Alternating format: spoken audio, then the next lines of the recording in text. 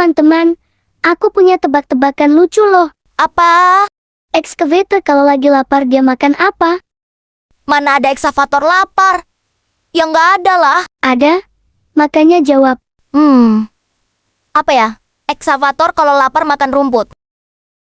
Salah. Jawabannya itu makan tanah. Soalnya eksavator suka ngeduk-ngeduk. Wih, jenius banget deh kamu.